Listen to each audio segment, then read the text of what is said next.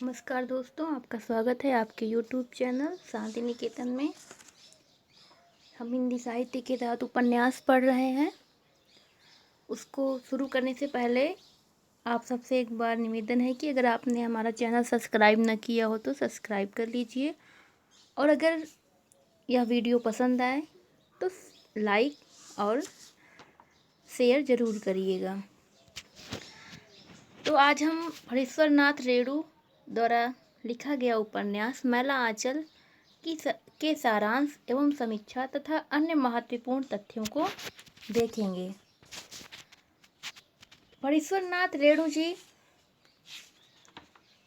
एक अद्वितीय हरीश्वर नाथ रेणु जी अप्रतिम गद्य शिल्पी के रूप में विख्यात हैं। यह मैला आंचल उनकी एक अप्रतिम अद्वितीय रचना है। यह एक आंचलिक उपन्यास है जिसके बारे में आज हम विस्तार से देखेंगे। सबसे पहले इसके हम सारांश को देखते हैं।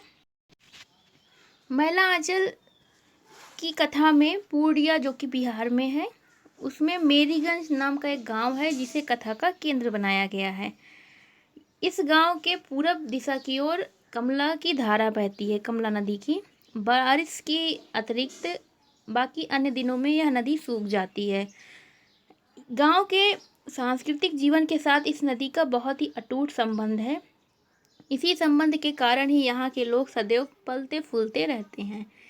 मेरीगंज जो गांव है उसका जो नाम ये पड़ा, उसका नाम नील की खेती करने वाले मार्टिन साहब की पत्नी मैरी मैम के नाम पर पड़ा है। मार्टिन साहब ने यहाँ कोठी बनवाने के साथ अपने प्रभाव से रोहतक स्टेशन से डिस्ट्रिक्ट बोर्ड तक सड़क बनवा दी थी और पोस्ट ऑफिस भी खुलवा दिया था। मैम जो थी मैरी मैम, वो कलकत्ते में रहती थी, लेकिन मेरीगंज इन्हें बुला लिए। मेरीगंज आने के एक हफ्ते बाद ही इनको मलेरिया हो जाता है। मार्टिन साहब पूरी कोशिश करते हैं, पूर्णिया भी जाते हैं, लेकिन सर्जन को लेकर जब ये वापस आते हैं तब तक इनकी पत्नी जो है वो ज्वर में तड़प कर मर जाती हैं। तब मार्टिन साहब ने एक डिस्पेंसरी खुलवाने की बहुत कोशिश की इस गांव में, लेकिन बहुत प्रयास के बाद भी वो डिस्पेंसरी खुल ना सकी।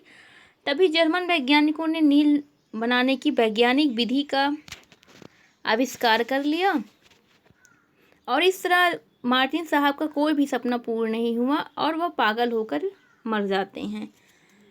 तो ये तो थी कि मेरीगंज गांव का नाम मेरीगंज में इस नामकरण पे ये सब बातें थी। अब इसके संदर्भ में हम आगे देखते हैं। यह मेरीगंज जो गांव है, इसमें बहुत बड़ा गांव है, इसमें बहुत सारे वर्ण के लोग रहते हैं। यहाँ पे 3 सबसे बड़ा टीला है। 3 टीले हैं, राजपूत टोला, कायस्थ टोला और यादव टोला, जो सब तीन हैं जो बहुत इम्पोर्टेंट हैं। 3 टोले। राजपूत टोला के जो मुखिया हैं जो राजपूत टोला के मुखिया हैं वो हैं रामकृपाल सिंह। जो कायस्थ टोला के हैं वो हैं विश्वनाथ प्रसाद सिंह, और राजपूत टोला के रामकृपाल सिंह, कायस्थ के विश्वनाथ प्रसाद सिंह, और यादव टोला के खिलावन यादव हैं। इन्हीं तीनों टोलों में अन्य जातियों के लोग भी, जैसे संथाल हुए, दलित हुए, ये भी सम्मिलित हो जाते हैं। यह गांव हर स्तर पर पिछड़ा हुआ है। 1946 तक की यह स्थिति है कि कुल 10 व्यक्ति ही थोड़ा बहुत लिखना पढ़ना इस गांव में जानते हैं। युवकों में पढ़ने वालों की संख्या कुल 15 है। घोर गरीबी और अशिक्षा तथा अंधविश्वास का शिकार है यह गांव। पिछड़ापन तो इस गांव में इस सीमा तक है कि गांव में मलेरिया सेंटर बनाने आई हुई डिस्ट्रिक्ट बोर्ड की टीम को लोग मिलिट्री समझकर भागने लगते हैं। यहाँ तक कि यादव टोला के लोग जो होते हैं वो कांग्रेसी कार्यकर्ता बालदेव को पकड़कर उनके पास इसलिए ले जाते हैं क्योंकि फरारी सुराजी को पकड़वाने पर सरकार बहादुर से बहुत इनाम मिलता है। ऐसे घोर पिछड़े गांव में डॉक्टर प्रशांत, जो कि एक युवा डॉक्टर हैं, मलेरिया सेंटर में डॉक्टर होकर आते हैं, जो कि अत्यंत प्रतिभा संपन्न शांत प्रवृत्ति के हैं। मलेरिया ठीक करने आए थे ये इस गांव में, किंतु धीरे धीरे गांव की मिट्टी ने इनका मन मोह लिया है। और इनके मन को मोहने वाली एक और प्राणी है इस गांव में, जो है तहसीलदार विश्वनाथ प्रसाद सिंह की बिटिया कमला। कमला रह रहकर बेहोश हो जाती हैं। उनका इलाज शुरू ये करते हैं। डॉक्टर प्रसाद धीरे धीरे नारित्व के सहज स्पर्श से उनके प्राणनाथ बन जाते हैं। ये उनका नितांत निजी जीवन है। इससे उनके समर्पित जीवन की कार्य पद्धति पर कोई भी प्रभाव नहीं पड़ता, बल्कि इससे उनको शक्ति और प्रेरणा ही अवश्य मिलती है। आगे की कथा हम देखते हैं। देश के स्वतंत्र होने के कुछ पहले तक इस गांव में किसी भी राजनीतिक पार्टी का व्यापक प्रभाव नहीं पड़ा था। कुछ नेताओं के बारे में हल्की फुल्की जानकारी गांव के लोगों को थी। गांव वालों को सबसे ज़्यादा प्रभावित करने वाले थे यादव टोला के कालीचरण, जो कि सोशलिस्ट पार्टी के समर्थक भी थे। ये बोलते थे कि ज़मीन जो है वो जोतने और बोलने वालों की हो गई है और पूंजीवाद का नाश हो। तो इनका प्रभाव गांव वालों पर बहुत ज़्यादा पड़ता है। इस गांव में सबसे जो दलित और शोषित हैं वो संथाल हैं। गांव से कटे होने के कारण इनमें परायापन और ज़्यादा देखने को मिलता है इनके प्रति।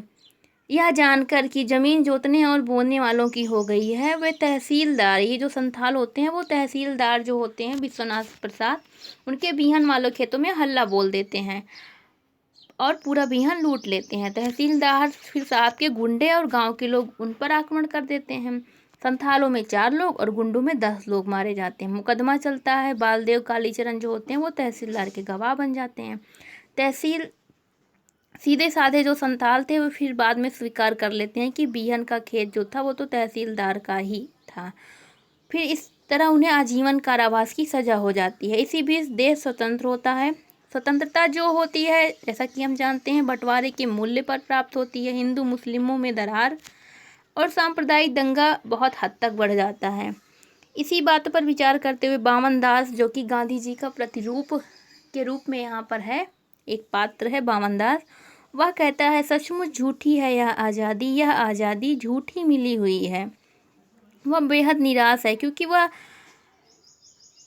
सोचता है कि सभी नेता जो हैं वो राजधानी में ही रहना चाहते हैं। सबको सत्ता का लोभ हो गया है। कोई आज़ादी के बाद भी, पहले भी हम गुलाम थे और बाद में भी हम गुलाम हैं। यह आज़ादी जो है वो तो झूठी ही है, बस एक छलावा है।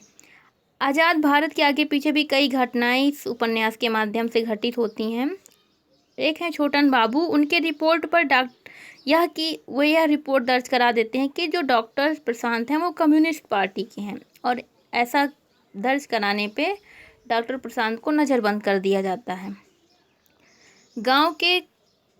गांव के जो कबीर मठ है, गांव के कबीर मठ के पूर्व महंत सेवादास की जो दासी हैं, वो नए महंत रामदास के व्यवहार से ऊबकर मठ से अलग होकर बालदेव के साथ रहने लगती हैं। लक्ष्मी इस बात का प्रमाण है। जो मठ की दासी है लक्ष्मी, वो की असहाय औरत को देवता के संरक्षण में भी सुख चैन नहीं मिलता है। कामरेड बलदेव वासुदेव और सुंदरलाल सोशलिस्ट कालीचरण सभी को डकैती के केस में फंसाकर गिरफ्तार कर लिया जाता है। तहसीलदार विश्वनाथ प्रसाद को यह रहस्य ज्ञात हो जाता है कि उनकी बेटी जो है कमली, उनको डॉक्टर प्रसाद का गर्भ है, और वो बहुत चिंतित हो जाते हैं। बामन दास, जो कि गांधी जी का प्रतिरूप है, वह हिंदुस्तान पाकिस्तान की सीमा पर नागर नदी के किनारे चोर बाजारी का जो माल ले जाती रहती है एक गाड़ी, उन गाड़ियों को रोकता है वो, और फिर बाद में उन्हीं गाड़ियों से वह कुचलकर मार दिया जाता है। यह मृत्यु जो होती है बामन दास की मृत्यु ना होकर गांधी जी की और उनके सिद्धांतों की मृत्यु के रूप में हम देख सकते हैं। इस उपन्यास के माध्यम से यहाँ पर यह दिखाया गया है। ममता, जो डॉक्टर प्रशांत की शहरी मित्र हैं, वो भी डॉक्टर हैं, उनके प्रयत्न से डॉक्टर प्रशांत रिहा होते हैं क्योंकि ये नज़रबंद कर दिए गए रहते हैं। इसी बीच कमली को एक पुत्र होता है नीलोत्पल। और फिर बाद में डॉक्टर प्रशांत कमली को अपनी पत्नी स्वीकार कर लेते हैं, जिनसे खुश होकर तहसीलदार साहब बाद में बहुत खुश होते हैं। और इसी खुशी में फिर वो क्या करते हैं कि उनका हृदय परिवर्तन हो जाता है और वे 5 बीघा ज़मीन प्रति परिवार के हिसाब से गांव वालों को लौटा देते हैं। यहाँ पे प्रेमचंद जी का प्रभाव देखने को मिलता है, क्योंकि प्रेमचंद के उपन्यासों में भी हृदय परिवर्तन और आदर्शवाद की प्रधानता है, और जो यहाँ पे भी हमें देखने को मिली है। ममता यह अनुभव करती है कि गांधी के प्रेम व अहिंसा की साधना कभी असफल नहीं हो सकती। नीलोत्पल नई मानवता का प्रतीक बनकर आया है। नीलोत्पल जो कमली और डॉक्टर प्रशांत का पुत्र है, वो नई मानवता का प्रतीक बनकर आया। गांधी जी के प्रतिरूप बावन दास भी चथरिया के रूप में, पीर चथरिया के रूप में पुनः जीवित हो जाता है। और ये जो कथा का अंत है उपन्यास का, वह इस आशामय संकेत के साथ होता है कि युगों से सोई हुई ग्राम चेतना तेजी से जाग रही है। इस तरह यह इस उपन्यास का सारांश हुआ। अब हम इस उपन्यास की समीक्षा एवं अन्य महत्वपूर्ण तथ्यों को देखते हैं। परेश्वरनाथ रेणु जी, इसके महत्वपूर्ण तथ्यों को हम देखते हैं। परेश्वरनाथ रेणु जी अप्रतिम गद्य के शिल्पी के रूप में विख्यात हैं। लिखना तो इन्होंने 1945 के आसपास शुरू किया था, किंतु 1954 के मैला आंचल के प्रकाशन के बाद ही इनको प्रसिद्धि प्राप्त हुई। मैला आंचल 1954 में लिखा गया। मैला आंचल के प्रकाशन से हिंदी उपन्यास के इतिहास में एक नई परंपरा की शुरुआत हुई, जिसे आंचलिक उपन्यास कहा गया। संभवतः इन्हें, रेणु जी को, आंचलिक उपन्यास का जन्मदाता भी कहा जाता है।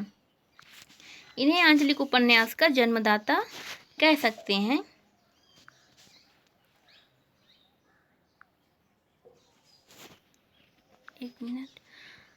का जन्मदाता हम कह सकते हैं। आंचलिक उपन्यासकारों में इन्हें प्रथम आंचलिक उपन्यासकार कहा जाता है।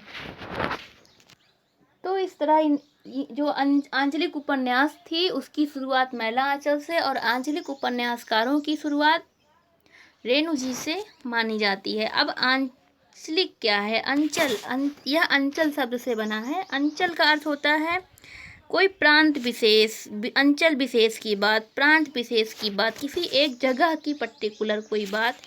इसको नेमीचंद जैन इसके संदर्भ में कहते हैं कि शहरी एक रास्ता एवं आत्मविमुखता से उबकर साहित्यकार जब जीवन वैविध्य और जीवन रस की तलाश में आंचलिक परिवेश और आंचलिक कथा की ओर मुखर हुआ, तो इसी से आंचलिकता का जन्म हुआ, आंचलिकता जन्मी। यह बहुत ही इम्पोर्टेंट कथन है। मैला आंचल एक श्रेष्ठ एवं सशक्त आंचलिक उपन्यास के रूप में जाना जाता है। इस उपन्यास की भूमिका में रेणु जी ने लिखा है, यह है मैला आंचल एक आंचलिक उपन्यास। कथानक है पूर्णिया, या पूर्णिया जो है वो बिहार में है। मैंने इसके एक हिस्से के एक ही गांव को पिछड़े गांव का प्रतीक मानकर इस उपन्यास का कथा क्षेत्र बनाया है। इस गांव, एक ही गांव को, गांव कौन सा है? मेरीगंज, उसी गांव को प्रतीक मानकर पिछड़े गांव का प्रतीक बनाया गया है। मात्र एक उपन्यास नहीं, बल्कि उस समय का यथार्थ है जो लेखक ने देखा और भोगा है।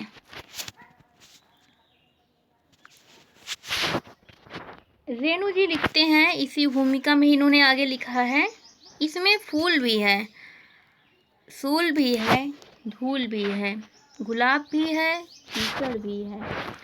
मैं किसी से दामन बचाकर निकल नहीं पाया। इसमें गरीबी, रोग, भूखमरी, जहालत, धर्म की आड़ में हो रहे व्याभिचार, शोषण, बाह्य आडंबरों, अंधविश्वासों का चित्रण है। इसमें रेणु जी ने दिखाया है। ये पूरे उपन्यास का एक तरीके से सार है। ये पूरी लाइन, ये पैरा जो है पूरा सार है। इस उपन्यास में क्या है? सूल भी है, धूल भी है, कीचड़ भी है, गुलाब भी है, गरीबी, रोग, भूखमरी, जहालत, धर्म की आड़ में हो रहे व्याभिचार, शोषण, बाह्य आडंबर, अंधविश्वासों का भी चित्रण है। यह उपन्यास जैसा कि 1954 में लिखा गया है और 2 भागों में यह विभक्त है। प्रथम भाग में 44 परिच्छेद हैं और द्वितीय भाग में 23 परिच्छेद हैं। इस तरह टोटल मिलाकर कुल परिच्छेद 63 परिच्छेद हैं। इस उपन्यास के कथानक में 1947 से गांधी जी के निधन तक के मेरीगंज नामक गांव के जनजीवन एवं परिस्थिति का जीवंत चित्रण किया गया है। आज़ादी से पूर्व और आज़ादी के बाद की कथा इसमें बताई गई है। नेपाल की सीमा से सटे हुए उत्तर पूर्वी बिहार के एक पिछड़े ग्रामीण अंचल मेरीगंज को पृष्ठभूमि का आधार बनाकर रेणु जी ने इसमें वहाँ के जीवन, जिससे वह स्वयं ही घनिष्ठ रूप से जुड़े हुए थे, अत्यंत सजीव एवं मुखर चित्रण किया है। मेरीगंज गांव को इस उपन्यास का नायक भी कुछ इतिहासकार मानते हैं, जिसमें नलिन बिलोचन शर्मा का नाम महत्वपूर्ण है। यह जो उपन्यास है वो घटना प्रधान है, इसमें कोई केंद्रीय चरित्र नजर नहीं आता।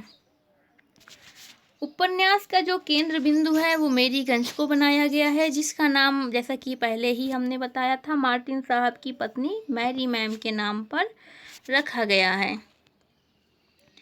गांव में व्याप्त गरीबी एवं निर्धनता का चित्रण करते हुए एक पिछड़े हुए गांव के जीवन को इस उपन्यास में दिखाया गया है। ग्रामीण जीवन की विसंगतियों का जीवंत उदाहरण डॉक्टर प्रशांत की निम्न पंक्तियों से हम देख सकते हैं, जिसमें गांव में फैले हुए असली मर्ज को उन्होंने पहचाना है। गरीबी और जहालत इस गांव के दो कीटाणु हैं। पेट इनकी सबसे बड़ी कमजोरी है तथा मौजूदा सामाजिक न्याय विधान ने उन्हें अपने सैकड़ों बाजुओं में जकड़कर ऐसा लाचार कर रखा है कि वे चूं तक नहीं कर सकते। उन्होंने इस लाइन के माध्यम से हमें दिखाया है कि इस गांव की सबसे बड़ा मर्ज इस गांव का क्या है। गरीबी और जहालत ऐसे कीटाणु हैं जो इस गांव को खाए जा रहे हैं। पेट इनकी सबसे बड़ी कमजोरी है और इस गांव की जो न्याय व्यवस्था है उन्होंने उन्हें ऐसे जकड़ के रख लिया है कि वे हिल भी नहीं सकते। इस उपन्यास में जाति व्यवस्था के माध्यम से शक्ति संतुलन एवं एक दूसरे के प्रति घृणा भाव को भी दिखाया गया है। शोषक वर्ग में राजपूत एवं कायस्थ तथा शोषितों में संथालों को रखा गया है, जिसमें संथालों के साथ काफ़ी शोषण होता है। इसका चित्रण इस उपन्यास में किया गया है। महिलाओं की सामाजिक स्थिति, उन पर लगने वाले अंकुश एवं नियंत्रण, उनकी परतंत्रता और संथाली महिलाओं पर होने वाले अत्याचारों का भी वर्णन इस उपन्यास में किया गया है। उपन्यास के माध्यम से धार्मिक विसंगतियां भी हमें देखने को मिलती हैं। मठों एवं महंतों के माध्यम से धार्मिक पतन को दिखाया गया। महिलाओं एवं समाज का शोषण भी दिखाया गया है। महंतों की धनलोलुपता, काम वासना को रेखांकित किया गया है। एक मठ का वर्णन है यहाँ पे, कबीर मठ। उपन्यास में इसका उल्लेख किया गया है। इस कबीर मठ के माध्यम से महंत वर्ग के नैतिक पतन एवं पापाचारों का वर्णन इस उपन्यास में किया गया है। इस तरह धार्मिक जीवन में व्याप्त भ्रष्टाचार का पर्दाफाश इस उपन्यास के माध्यम से हमें देखने को मिलता है। उपन्यास में राजनैतिक जीवन की गतिविधियों का भी चित्रण किया गया है, जिसमें बामन दास को हम गांधी जी के प्रतिरूप के रूप में, बालदेव कांग्रेस के प्रतिनिधित्व के रूप में और कालीचरण सोशलिस्ट पार्टी का समर्थक है। इस उपन्यास में कांग्रेस के भ्रष्ट एवं अपराधी तथ्यों का तथा सोशलिस्ट पार्टी के सदस्यों के स्वार्थीपन को भी उपन्यास में दिखाया गया है। कांग्रेस के जमींदार पूंजीपतियों, सामंतों के जीवन पद्धति को भी इस उपन्यास के माध्यम से रेखांकित करते हुए इसके सदस्यों के गांजा भांग के साथ साथ नेपाली लड़कियां की तस्करी के संबंध में भी बात की गई है। तो इस तरह इसके राजनीतिक पक्ष को दिखाते हुए लोकतांत्रिक पक्ष के विकास एवं उसके यथार्थ को दर्शाया गया है। यहाँ पे आरएसएस की भूमिका भी हमें देखने को मिलती है इस उपन्यास में। इस उपन्यास में प्रकृति चित्रण और भौगोलिक विवरणों ने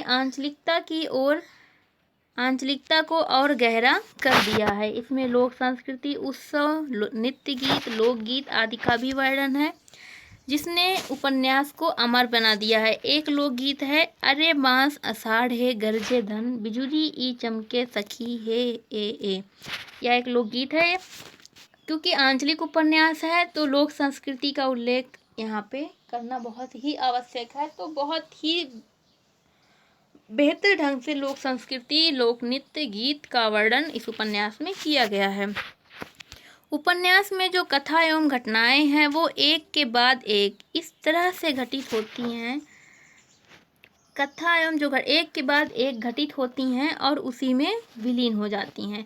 उपन्यास में कई स्तरों पर हमें द्वंद्व भी देखने को मिलता है, जिससे आदर्शवाद और यथार्थवाद के मध्य द्वंद्व, विकास एवं पिछड़ेपन के मध्य द्वंद्व, जातियों, वर्गों एवं राजनीतिक दलों के मध्य द्वंद्व हमें देखने को मिलता है।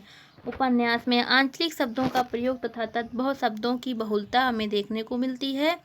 शब्द परिवेश के अनुरूप प्रयुक्त किए गए हैं। जैसे यहाँ पर इस उपन्यास में उपवास को उपास कहा गया है, फरार को फिरारी, ट्रेनिंग को ट्रेनिंग, ज्योतिषी जी को ज्योतिकी जी, भाषण को मासन और प्रोग्राम को पोलोग्राम कहा गया है।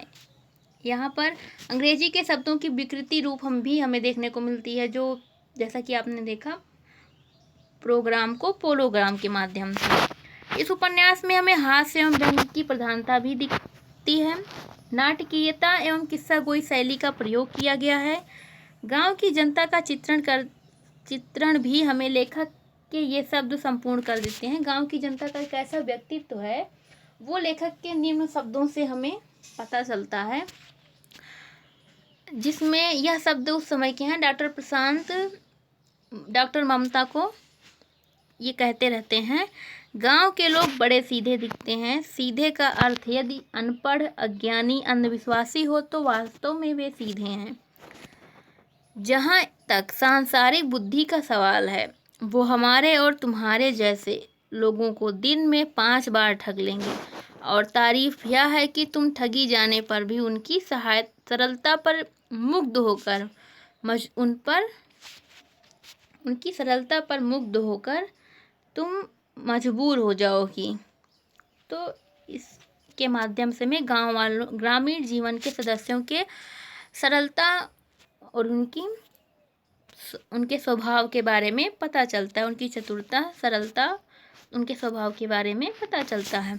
इस उपन्यास में हमें भारत विभाजन, सांप्रदायिक दंगे तथा प्रेम के आदर्श रूप को देखने को मिलता है। साम्राज्यवाद, सामंतवाद, महाजनी व्यवस्था के चक्की में पिसते हुए ग्रामीण किसानों एवं मजदूरों का यथार्थ चित्रण भी किया गया है। रेणु जी ने इस उपन्यास के माध्यम से मुंशी प्रेमचंद की परंपरा को आगे बढ़ाया है। जैसे प्रेमचंद के यहाँ आदर्शवाद एवं हृदय परिवर्तन को आधार बनाया गया है, वैसे ही रेणु जी ने इस उपन्यास में तहसीलदार विश्वनाथ के माध्यम से हृदय परिवर्तन की घटना को दिखाया है। 1947 ईस्वी में पूर्णिया में पड़ने वाले अकाल का भी चित्रण इस उपन्यास में किया गया है। उपन्यास का अंत इस आशामय संकेत के साथ हुआ है कि युगों से सोई हुई ग्राम चेतना तेजी से जग रही है। अब इसके उपन्यास के तथ्य हो गए। अब इसके हम पात्र देख लेते हैं। पात्रों की टोटल संख्या है 256, जिसमें से मुख्य पात्र हम कुल मिला के 7 बोल सकते हैं और गौण पात्र 30 हैं। बाकी का सिर्फ उल्लेख ही पर्याप्त है। एक पहला पात्र है डॉक्टर प्रशांत। पहला पात्र डॉक्टर प्रशांत हैं, जो कि एक युवा डॉक्टर हैं। अपनी पढ़ाई पूरी करने के बाद इस पिछड़े हुए गांव मेरीगंज में अपने कार्यक्षेत्र के रूप में इसको चुनते हैं और इसी क्रम में ग्रामीण जीवन के पिछड़ेपन, दुख, गरीबी, अज्ञानता, अंधविश्वास के साथ तरह तरह के शोषण चक्रों में फंसी हुई जनता की पीड़ाओं और संघर्षों से भी उनका साक्षात्कार इस गांव में होता है। वह कथाकार के जो उपन्यासकार हैं उनके सपने एवं आदर्शों के प्रतीक हैं। इनके माध्यम से गांव में राजनीतिक चेतना का भाव उत्पन्न होता है। यह तहसीलदार विश्वनाथ प्रसाद सिंह की पुत्री कमली से प्रेम करते हैं। अगला पात्र है कमला। यह विश्वनाथ प्रसाद सिंह की पुत्री है। इनकी एकमात्र संतान है। इन्हें डॉक्टर प्रशांत से प्रेम होता है। नीलोत्पल जो डॉक्टर प्रशांत और कमला का पुत्र है और इसे नई मानवता का प्रतीक भी कहा गया है। अगले पात्र हैं विश्वनाथ प्रसाद सिंह जो कि तहसीलदार हैं और शोषक वर्ग के प्रतीक हैं। कायस्थ टोली के मुखिया हैं। बाद में इनका हृदय परिवर्तन दिखाया गया है। इन्हें राजनीतिक व्यवसायियों का भी प्रतीक के रूप में दिखाया गया है। बालदेव जो कि कांग्रेस का प्रतिनिधित्व करता है। बालदेव यह कांग्रेस का प्रतिनिधित्व करता है।